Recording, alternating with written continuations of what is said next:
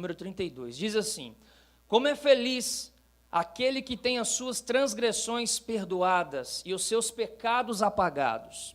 Como é feliz aquele a quem o Senhor não atribui culpa e em quem não há hipocrisia.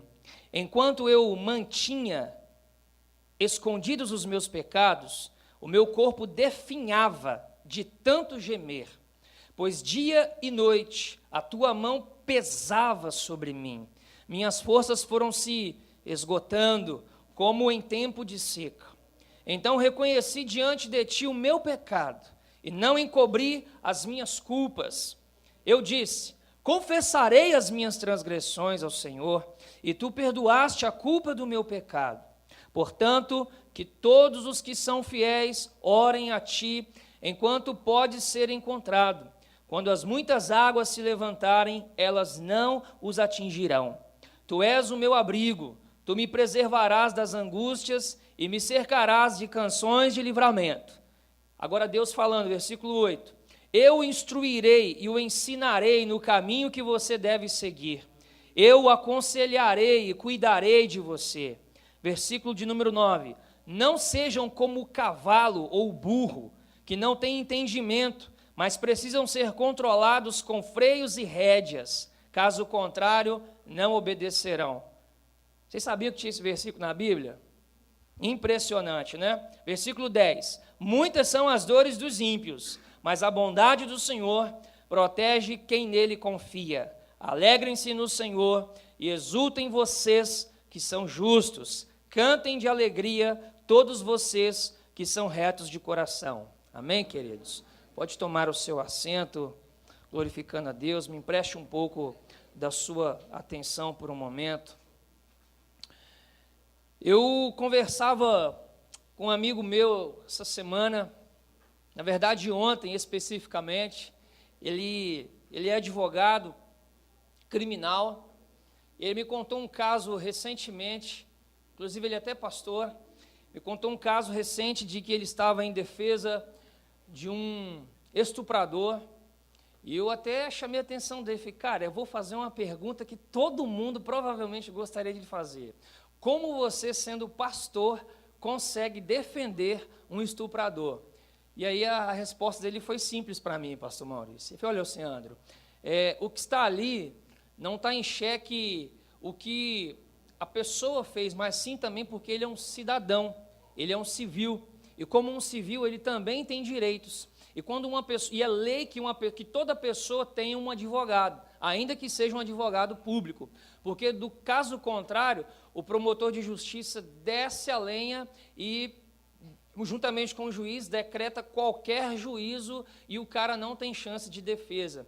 Então, se por algum motivo o juiz ou o promotor, eu não conheço muito bem dos parâmetros lá no tribunal, mas por algum motivo o juiz ou o promotor não gostarem muito da cara do cara, ao invés de darem, se a pena for de 10 anos, por não gostar da cara do cara, eles vão dar 20, 30 anos. E os direitos do cara têm que ser defendidos, ainda que ele seja culpado. E aí ele disse o seguinte para mim: olha, Alceandro, eu sempre trabalho na linha da confissão.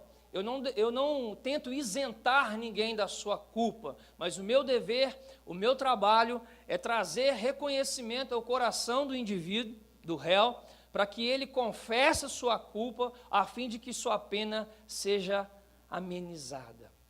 E aquilo falou profundamente ao meu coração, e eu fiquei pensando como tem a relação da confissão na vida de um cristão, na vida de um crente, quando ele assume os seus erros diante de Deus.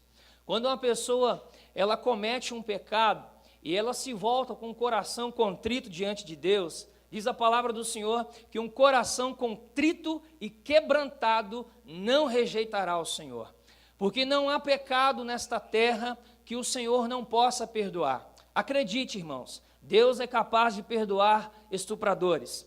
Deus é capaz de perdoar assassinos. Deus é capaz de perdoar qualquer pecado, desde que uma pessoa confesse a Cristo como Senhor e Salvador da sua vida.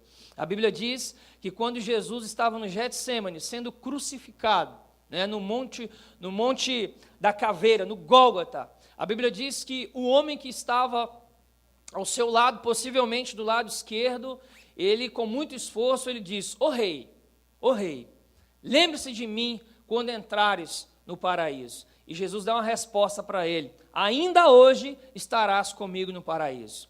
Observe que as pessoas que morriam crucificadas eram pessoas truculentas. Jesus não foi o único a ser crucificado.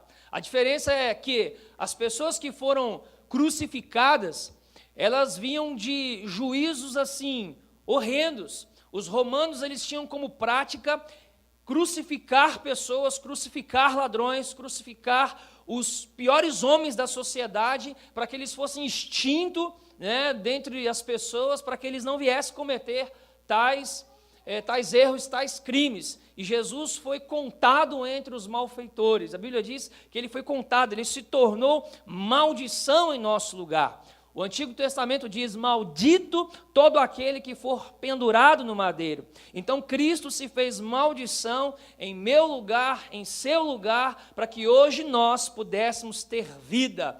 A Bíblia diz em João 10:10 que o ladrão veio senão para matar, roubar e destruir, mas Jesus veio para dar vida e vida com abundância. Eu sou muito grato a Deus, porque um dia eu estava perdido, um dia, apesar de ter sido criado no Evangelho, mas assim como o salmista Davi diz: em pecado me concebeu minha mãe, eu também precisei e preciso até hoje das misericórdias do Senhor, e é por isso que nós estamos na casa do Senhor, confessando os nossos pecados a todo instante, para que naquele grande dia nós sejamos contados com os justos da terra. Amém? O pecado nos faz separação entre Deus. O pecado nos afasta de Deus. O pecado tira o propósito de Deus na nossa vida. A Bíblia diz em Romanos 3:23 que todos pecaram e destituídos estão da glória de Deus. Em Romanos, no capítulo 5, no versículo 12, diz o seguinte: portanto, que por um homem entrou o pecado no mundo, e pelo pecado a morte, assim a morte passou a todos os homens, e por isso todos pecaram. Todos nós, quando nascemos com o pecado nato.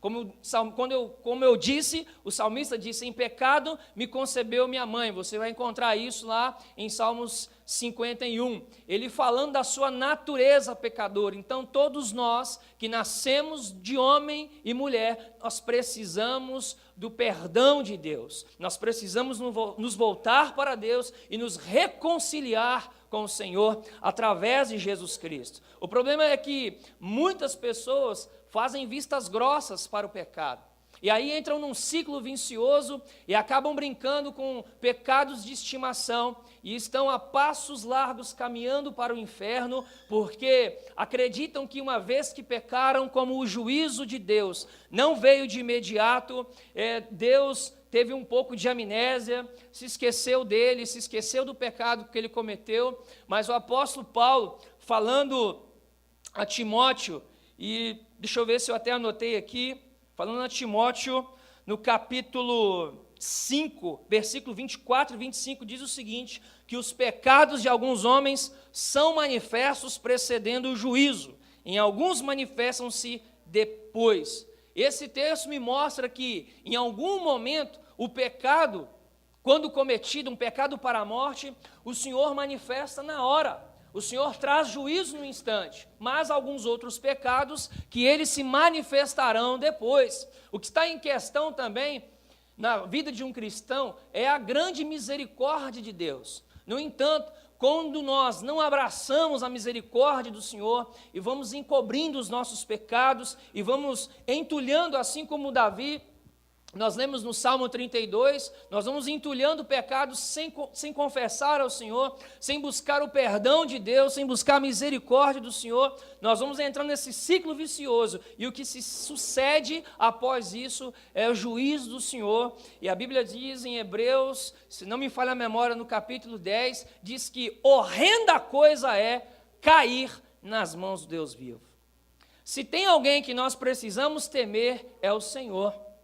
Em outros textos vai dizer o seguinte: não temais o que o homem possa fazer, mas sim a Deus, porque o Senhor é fogo consumidor, Ele é justo, ao passo que Deus nos ama, que Deus derramou, né, a sua graça infinita, entregando Jesus Cristo para morrer pelos meus e seus pecados. O amor de Deus é incondicional, né? O evangelista disse que Deus amou o mundo de tal maneira, ele não achou nem palavras para descrever, que deu seu Filho unigênito, para que todo aquele que nele crê não pereça, mas tenha a vida eterna. Mas ao passo que, quando uma pessoa não abraça essa verdade, quando uma pessoa não abraça o perdão e a misericórdia de Deus, o que vai lhe suceder, irmãos, é juízo do Senhor, porque Deus açoita aqueles que Ele ama.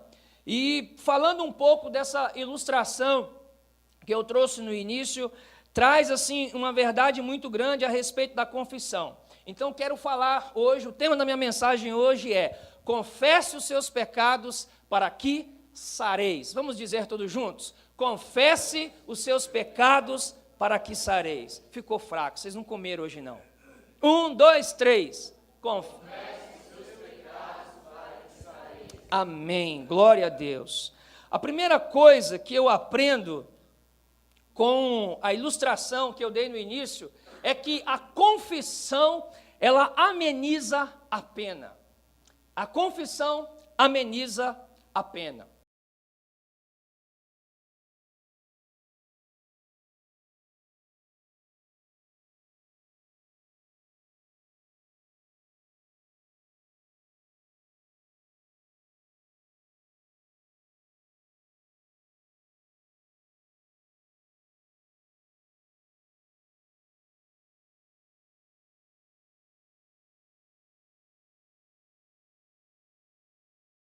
Ao passo que o rapaz ficou resistindo, o pastor, meu amigo, advogado, ele disse o seguinte: ô Sandro, a gente estava no tribunal, na audiência, na verdade, na audiência, e o cara ficou assim, perplexo.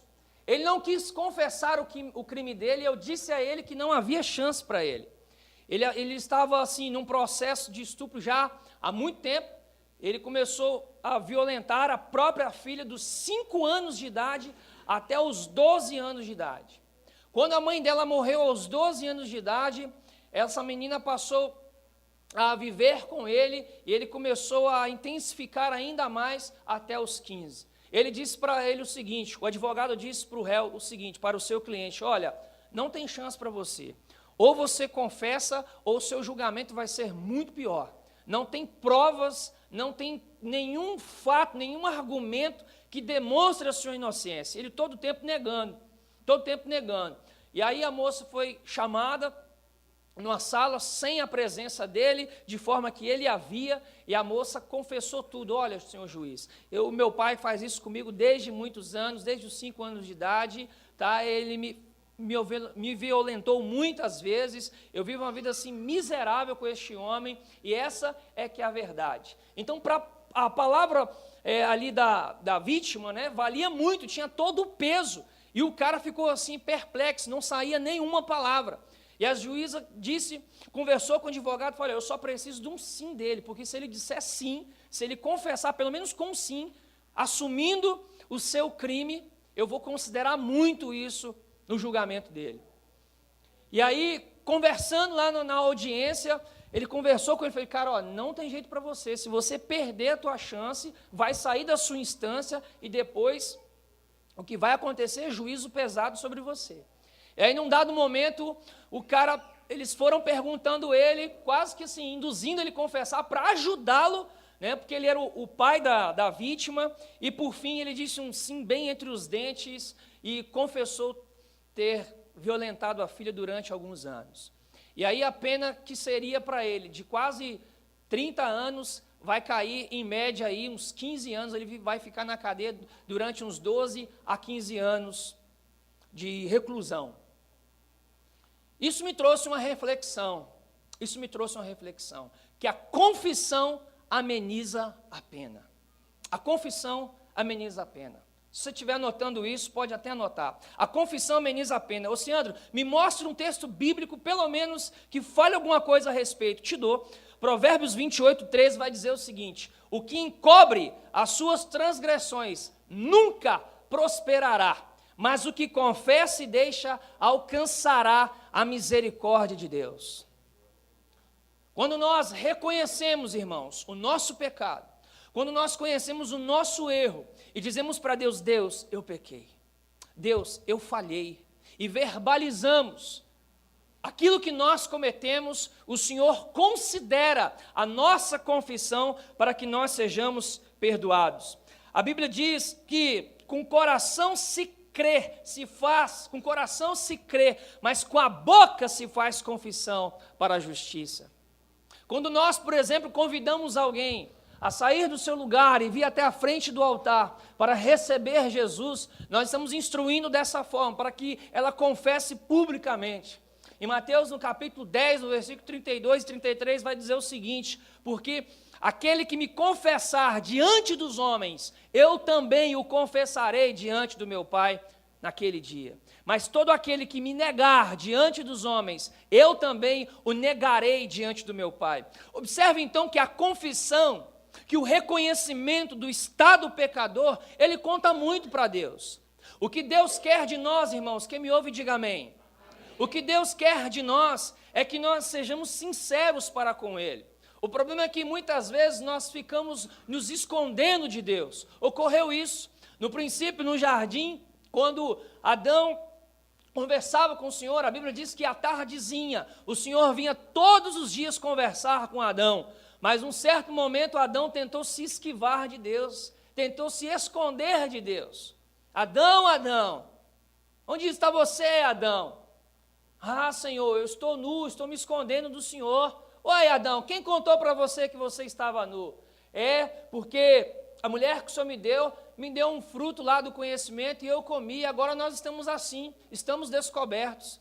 Adão tentou se esconder de Deus. O que Deus esperava de Adão é que ele não fosse se esconder, mas que ele chegasse com sinceridade diante de Deus e procurasse Deus de imediato, que não se escondesse. O problema é que tem muitas pessoas fazendo como Adão, se escondendo atrás dos arbustos, se escondendo atrás de qualquer subterfúgio para tentar enganar o Senhor. Irmãos, não faça isso. Não faça isso, porque a Bíblia diz que os olhos do Senhor são como chamas de fogo. Os olhos de Deus estão em todos os lugares.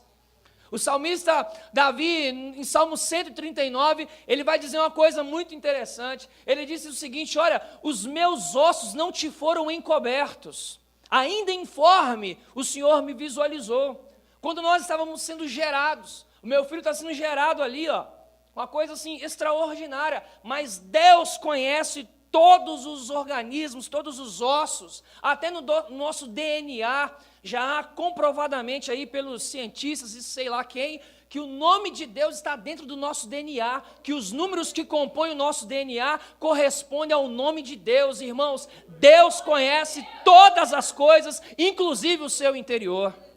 Aleluia! Os olhos do Senhor é como uma câmera de banco.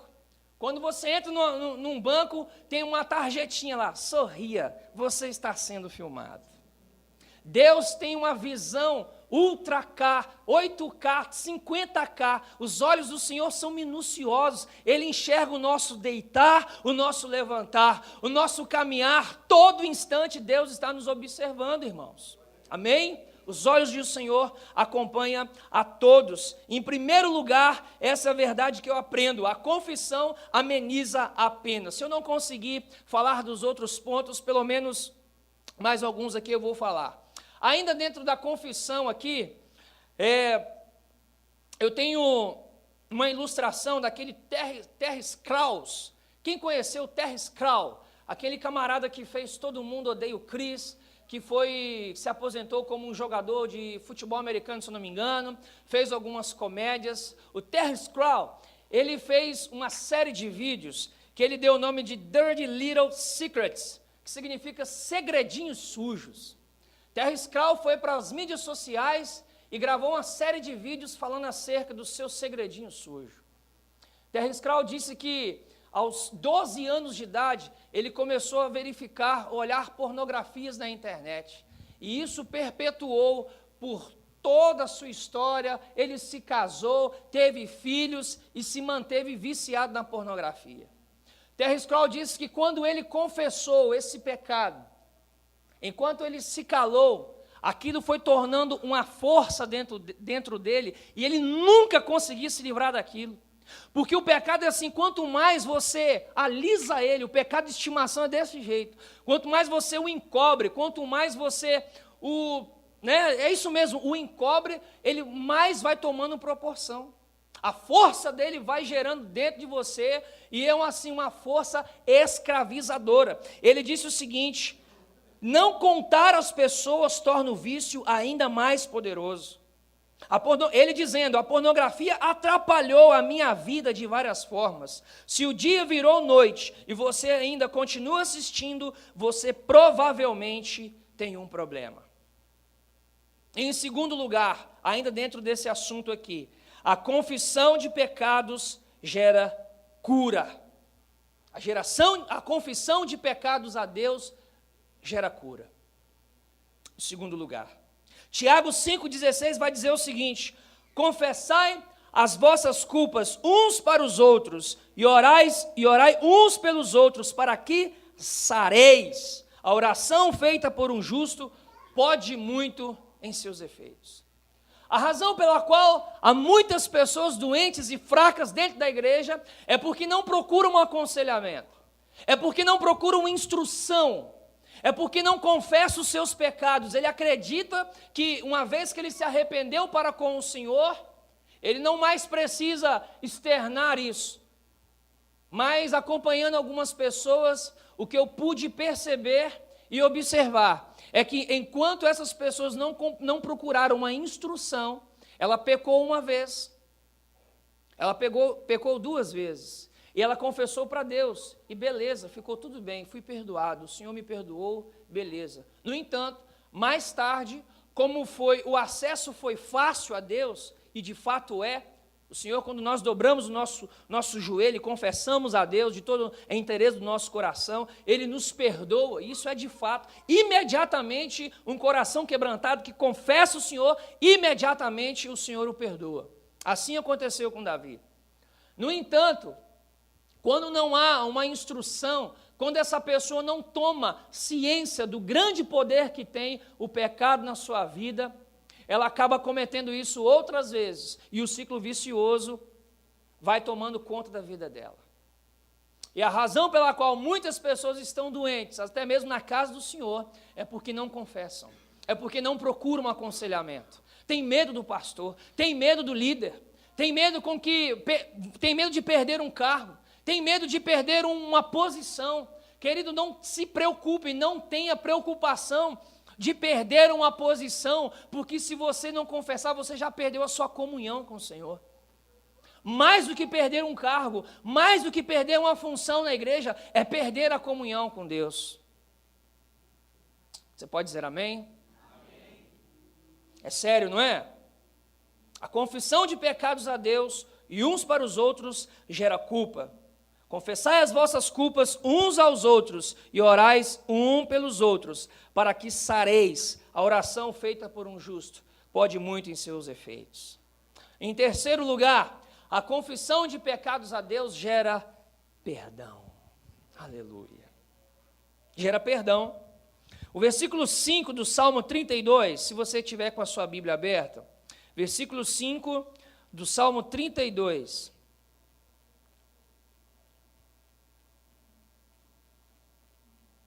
Então reconheci diante de ti o meu pecado, e não encobri as minhas culpas. Eu disse, confessarei as minhas transgressões ao Senhor, e tu perdoaste a culpa do meu pecado. O versículo que antecede isso, o versículo 3 e o 4 diz o seguinte: enquanto eu mantinha escondidos os meus pecados, o meu corpo definhava de tanto gemer. A versão corrigida vai dizer o seguinte: enquanto eu me calei, envelheceram os meus ossos pelo meu bramido, e o meu humor se tornou em sequidão de estio. É isso mesmo? A versão corrigida diz dessa forma. O pecado ele tem um poder tão avassalador, tão destruidor, que o salmista disse que o seu físico estava se desvanecendo, estava desfalecendo. Ele estava dizendo o seguinte, que não só o seu psique, a sua alegria, o Salmo 51, ele fala que é a confissão de que quando ele pecou com Batseba em um adultério e depois tramou a morte do seu marido, ele diz, torna a dar-me a alegria da salvação. Ele estava dizendo, olha, quando eu pequei contra o Senhor, a minha alegria foi embora. Em outras palavras, ele estava dizendo da seguinte forma, a minha certeza e convicção de salvação, ela foi embora. Irmão, e quão terrível é perder a alegria da salvação. Quão terrível é perder a convicção de salvação, de que seu nome está escrito no livro da vida. Ele falou, Senhor, torna-me dar alegria, porque eu não tenho mais prazer. Eu vou na igreja, Deus, e não tenho mais prazer, porque eu não tenho certeza da minha salvação. Ele estava dizendo, olha, enquanto eu me calei, os meus ossos, que é a estrutura mais forte do meu corpo, foi atingida. Tem pessoas que entram num consultório médico e diz para o doutor assim, doutor, eu estou sentindo um monte de coisas. Aí o doutor examina, olha, escuta, faz exame e não aponta nada. O exame não acusa nada, sabe por quê? É porque é doença da alma, são doenças psicossomáticas. Porque a pessoa se esquece que ela é corpo, alma e espírito. Nós não somos um corpo, irmãos, que anda vagando por aí. Nós somos um espírito que tem um corpo, e quando o nosso espírito está doente, o que se reflete é no corpo. Entendes isso, irmãos? Compreende? Faz sentido para os irmãos? Quando o nosso espírito, quando a nossa alma está doente, o que reflete é no nosso corpo. Aí aparecem as dores, a tensão muscular, os problemas psicossomáticos, os problemas da alma. A pessoa vai no médico, faz exame, faz consulta. Aí o doutor fala assim, fulano, você não tem nada. Aí você diz, ô doutor, como é que eu não tenho nada se eu tenho todos os sintomas? Doenças da alma. Eu não vou dizer aqui, nem vou generalizar, não vou cometer essa irresponsabilidade de dizer que todos os problemas no físico são problemas de pecado. Eu seria muito ignorante se eu afirmasse isso, mas existem muitos problemas físicos que estão estritamente relacionados a pecados da alma. O salmista disse, enquanto eu me calei, enquanto eu mantinha escondidos os meus pecados, o meu corpo definhava de tanto gemer, pois dia e noite a tua mão pesava sobre mim, as minhas forças foram se esgotando como em tempo de seca. Imagine, irmãos, a mão de Deus, a mão poderosa de Deus sobre nós, pesando. Ao passo que nós deveríamos ter a bênção de Deus, e a mão de Deus, ao contrário, está pesando. Você sente aquele fardo, aquele peso na alma, aquela falta de alegria. A pessoa vem na igreja, ele não consegue se concentrar no culto, ele não consegue louvar a Deus, porque o que está em xeque é juízo do Senhor. Ele ouve uma canção e está todo mundo chorando, está todo mundo vibrando, está todo mundo enchendo o coração de alegria, e ele não consegue derramar uma lágrimazinha sequer. Ele vem para a casa de Deus e ouve um sermão como esse, pastor, conta outra. Não faz sentido para ele, não provoca ali arrependimento. Ele ouve uma mensagem como essa e diz assim, esse pastor é muito careta, esse pastor é muito quadrado, esse tipo de assunto já é do passado. Há uma ignorância mental que foi involucrada, que foi revestida a mente dele. É como o apóstolo Paulo diz em 1 Timóteo, no capítulo 4, portanto, Jesus fugiu da mente. Lembrei a referência, mas esqueci o texto. 1 Timóteo, capítulo 4, ele vai dizer que a mente foi cauterizada. A mente foi cauterizada. Olha só, é isso mesmo. 1 Timóteo 4.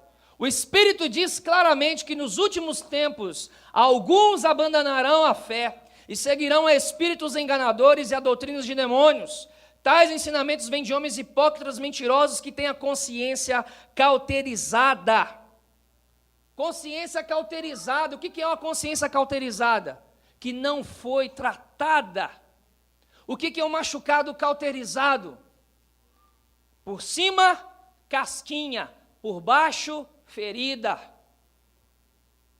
É um machucado sarado superficialmente.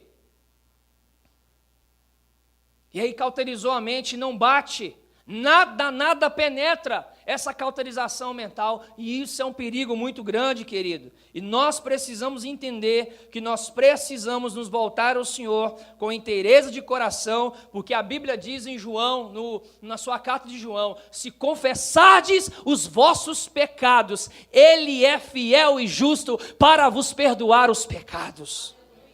Aleluia, glória a Deus. Deus tem prazer em liberar perdão para nós, quando nós chegamos a Deus com inteireza de coração. Amém? A omissão de pecados gera juízo de Deus e, consequentemente, tristeza. Gálatas capítulo 6, no versículo 7, diz o seguinte: não erreis, de Deus ninguém zomba. Pois tudo aquilo que o homem semear, isso também ceifará. Há pessoas, irmãos, que acham que Deus é um cego.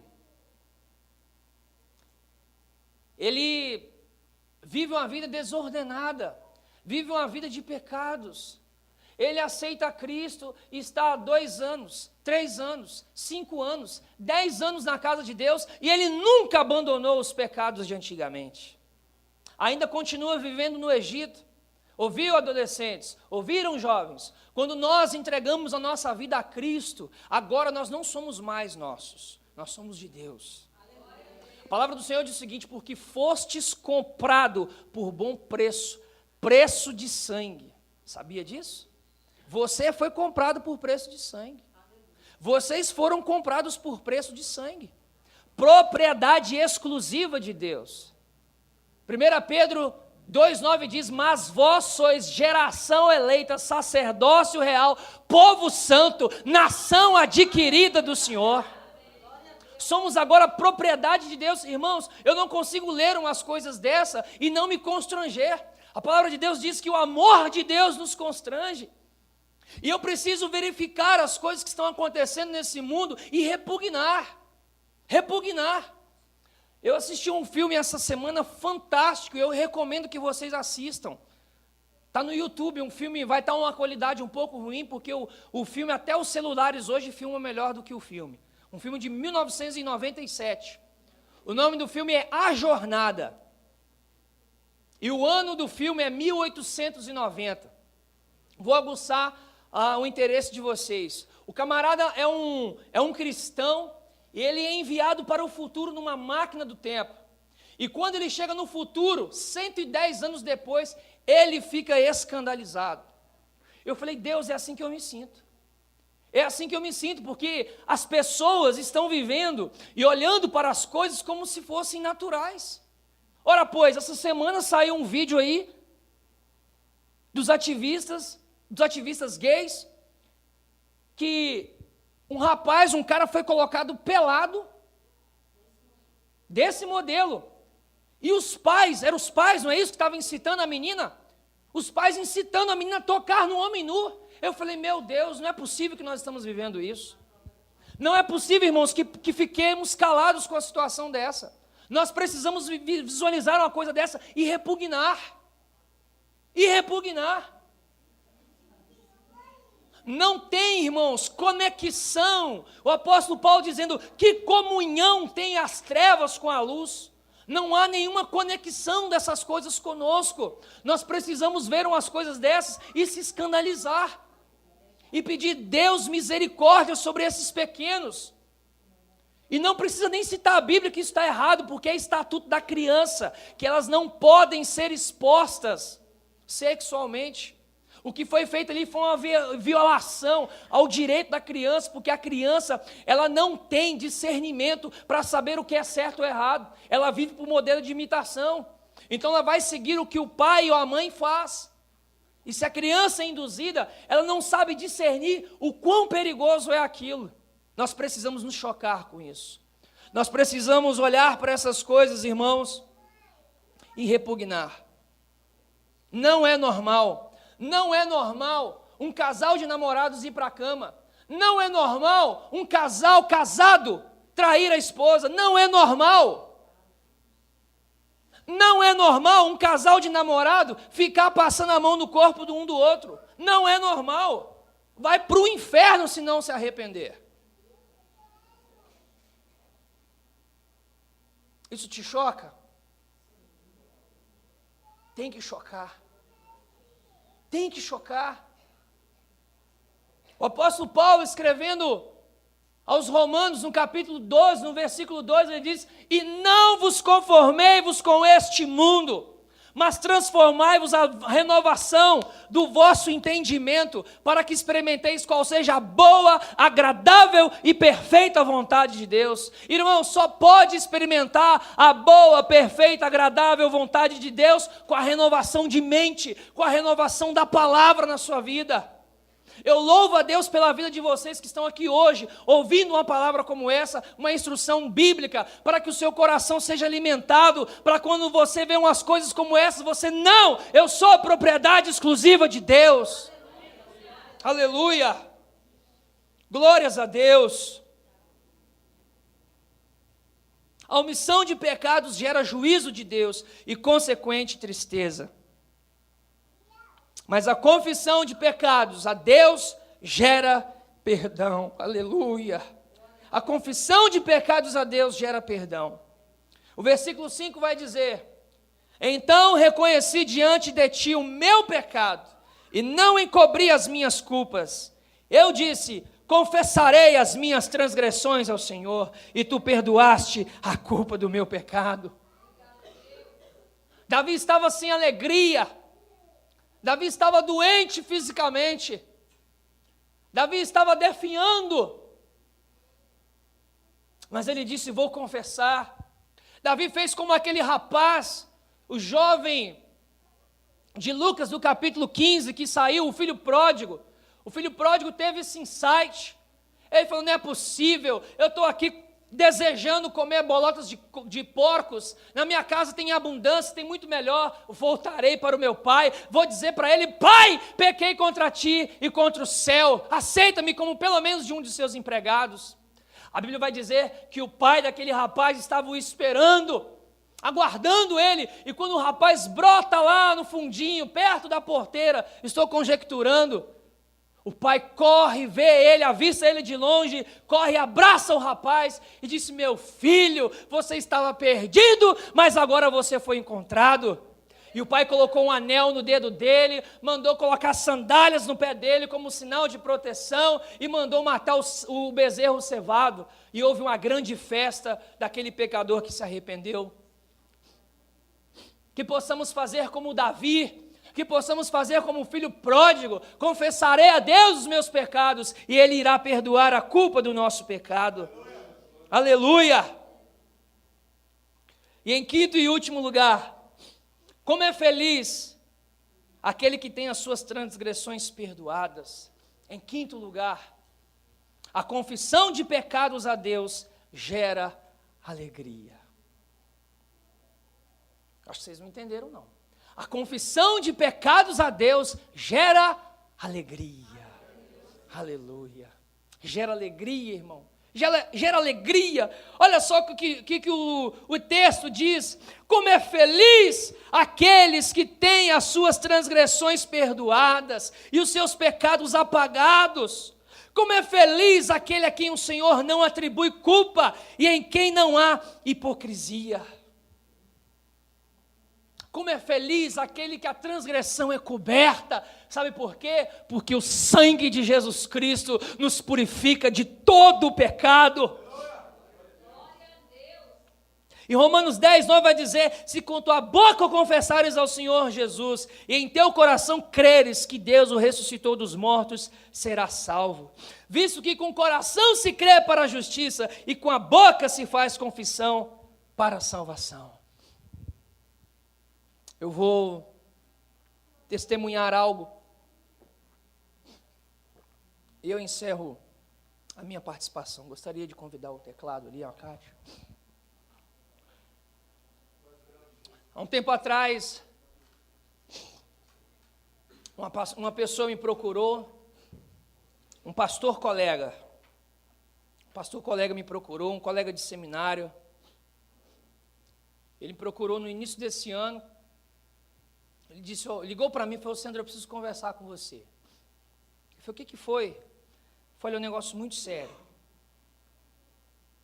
Eu preciso de ajuda, eu preciso de socorro. Ele, pode falar. Eu falei, não posso adiantar o assunto, não. Eu fiquei preocupado naquele momento. Fiquei apreensivo, porque eu não esperava. Não era uma pessoa muito próxima, não é uma pessoa muito próxima. Mas ele me procurou para conversar a respeito. E disse, tudo bem, a gente marca um dia para conversar. Nós marcamos, eu sentei com ele. E aí ele disse para mim, Sandro, eu estou atolado na pornografia. Os meus olhos encheram. Eu falei, puxa vida, diz isso não. Ele falou para mim, sim, eu estou. Já faz algum tempo. Eu disse, sério? Ele disse, sério. Já faz um tempo, um pastor, detalhe, um pastor. Já faz um tempo que eu não me consigo libertar disso. E eu passo um tempo, passo alguns meses, mas daqui a pouco eu acabo me desfalecendo. E vira e mexe me pego olhando algumas coisas que eu não devia. Eu ouvi ele durante algum tempo e ele falou algumas circunstâncias. Ele disse que há muitos anos ele já praticava isso, antes mesmo de se casar. Eu falei, puxa vida. Nós conversamos durante um tempo e eu perguntei a ele, falei, o que leva você a fazer tal coisa? Eu falei, rapaz, não sei, é uma coisa esquisita. A gente está no computador e daqui a pouco aparece uma mensagem estranha, um pop-up, e a gente acaba clicando. Como naquele filme A Prova de Fogo, o cara está viciado na pornografia, ele pega o computador, ele vai lá, chega em casa cansado, o casamento não está muito legal, né, em crise, ele começa a acessar o computador, ele começa a acessar e vem aquelas mensagens. Eu falei com ele, olha, cara, instala um antivírus nesse negócio, pelo amor de Deus, compra um antivírus se for o caso. Eu falei, não, cara, mas eu acabo cedendo. E aí foi assim, ele já tinha procurado uma outra pessoa, me procurou também. E naquela noite nós oramos, conversamos, eu dei uma palavra instrutiva para ele. Falei, toda vez que você sentir desejo de fazê-lo, você me liga, não corra mais o risco. Me liga, não perca tempo, não cedas. Se você for tentado, não cedas. Pode me ligar para a gente orar junto, para a gente tentar vencer isso juntos. Nós vamos vencer isso, vamos vencer. E aí eu saí dali, ele ajoelhou, eu orei por ele. Isso foi no início do ano. Essa semana eu perguntei para ele, e aí, como é que você está? E de tempos em tempos a gente orava junto a respeito. Fomos no monte algumas vezes para orar juntos. Eu, como um ato profético, eu coloquei as minhas mãos sobre os olhos dele. Coloquei as minhas mãos sobre os ouvidos dele e falei, em nome de Jesus, Espírito Santo, queima esses olhos, Pai. Queima todo desejo desenfreado. Mas a verdade é que isso não sai assim, irmãos. Nós somos natureza humana. E isso tem que ser um sacrifício diário. O apóstolo Paulo, escrevendo aos irmãos aos Gálatas, vai dizer, aqueles que são de Cristo Jesus, crucificaram consigo todas as suas paixões e concupiscências. E num ato profético eu coloquei as minhas mãos sobre os olhos dele e orei, juntamente com ele. Essa semana eu perguntei a ele, e aí, como é que está? vinha acompanhando ele durante o tempo, e ele disse: pastor, nunca mais eu olhei nenhuma pornografia. Eu falei: glória a Deus. Sabe por quê? Porque a confissão, ela tem um poder de libertação. É o que o Terry Scroll diz. Enquanto eu me calei, aquele pecado se tornou forte, me escravizava, eu não tinha forças de me libertar daquilo. Mas quando é confessado, nós alcançamos a misericórdia do Senhor. O que encobre as suas transgressões nunca prosperará, diz a palavra de Deus. Mas o que confessa e deixa, confessa e deixa, confessa e deixa. O que é deixar, pastor? É não fazer mais. Você confessa e você desvia do mal. Você mina. Eu disse para ele: olha, corte tudo aquilo que é gatilho para que você faça isso. Existem umas coisas, na ciência, na neurolinguística, que é chamado de gatilhos mentais. Nós precisamos cortar tudo quanto é gatilhos imorais, todos os gatilhos que nos fazem pecar. O que é um gatilho? Eu vi um palestrante falando sobre gatilho. Diz ele que com o trabalho intenso, ele chegava muito tarde em casa e não queria comer uma comida saudável. O que ele queria era comer pizza. E ele observou que quando ele chegava em casa, ele deitava-se no seu sofá, ligava a TV, pegava o telefone, pedia uma pizza. E aí ele começou a perceber que o que fazia ele comer pizza e engordar 10, 15 quilos, foi que todas as vezes que ele chegava à noite em casa, a primeira coisa que ele fazia, desmontava no sofá. Então ele descobriu que o gatilho mental para comer a pizza era deitar no sofá. Ele foi e cortou o sofá. Ele chegou em casa, ao invés de despencar no sofá, ele abria a geladeira e tentava preparar um prato mais saudável possível. E ele parou de comer pizza todos os dias. Qual que é o gatilho mental que te faz pecar, irmão? Corta isso. É ficar sozinho com a sua namorada? Não fique. Para que você vai colocar em prova a sua natureza? Você foi programado para isso mesmo. Você não é um alienígena não, irmão. Desejos são normais. Ou você acha que você tem um desejo e você acha que é só você que tem? Rapaz, eu devo ser um alienígena mesmo, porque eu não aguento. Não, é normal, é natural. É coisa do ser humano, foi Deus que fez isso. No entanto, há um propósito, há um tempo determinado para isso. E eu estou entendendo aqui que a mensagem está acabando tendo uma ênfase mais nos pecados de relações sexuais, mas não são só os pecados de ordem sexual que faz com a pessoa morrer espiritualmente, são muitos outros. Há pessoas que o seu pecado é roubo. Ele não aguenta ver dinheiro, não pode trabalhar na tesouraria de jeito nenhum de uma igreja. Não pode trabalhar no financeiro de uma empresa, porque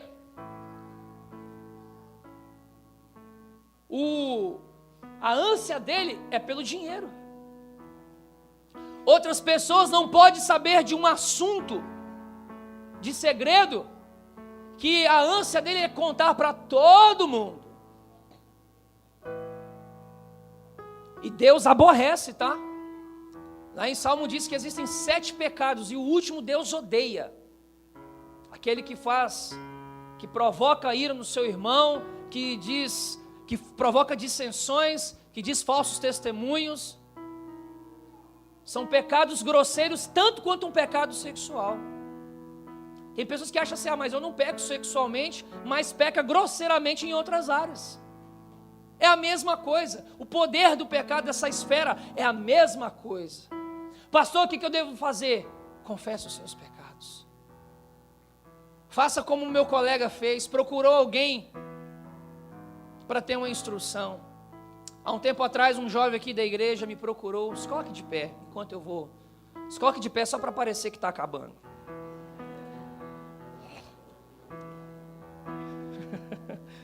Aprendi isso ouvindo um pastor. Um tempo atrás, um jovem aqui da igreja me procurou, já faz um tempo mesmo, uns meses.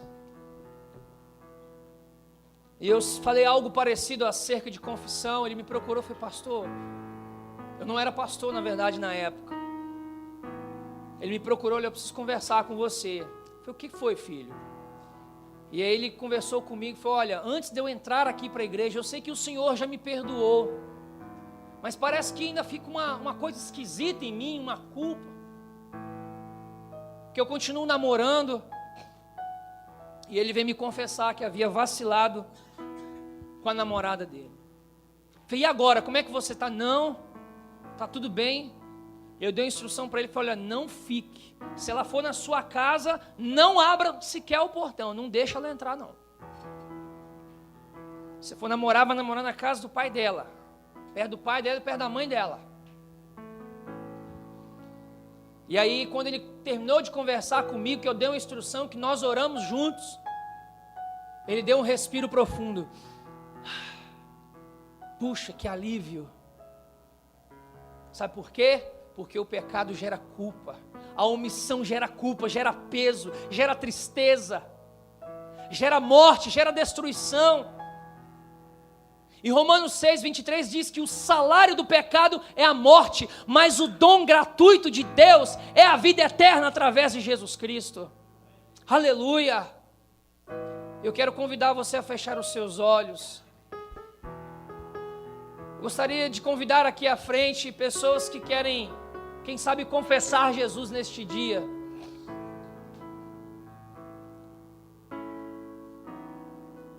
Quer entregar a sua vida para Cristo.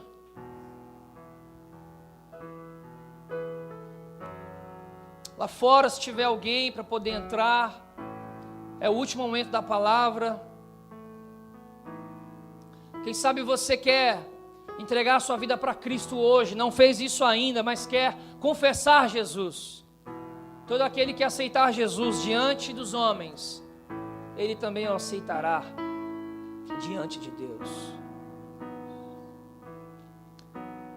Tem alguém que quer receber Cristo na sua vida hoje? Tem alguém que quer receber Jesus, que ainda não confessou Jesus?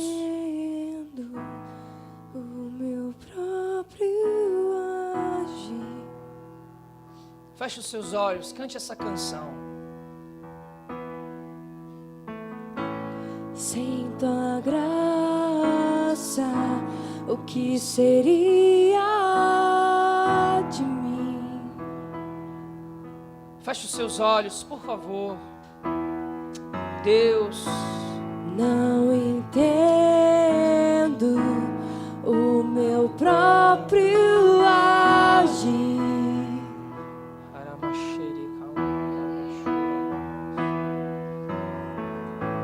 Sem tua graça, o que seria de mim, Deus? Pois o bem não é assim? que eu quero fazer não faço. Às vezes queremos fazer o bem e não mal fazemos. Que eu não quero, esse sim acabo cometendo. Em meu ser militam carne e espírito. Saia do seu lugar, de repente você já aceitou a Cristo, mas precisa fazer um concerto com Deus nessa noite. Eu te quero te convidar, sai do seu lugar e vem até diante do altar nessa noite.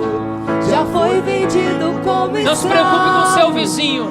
E não existe bem nenhum em mim, apenas o pecado. Mas eu sei que no tocante ao meu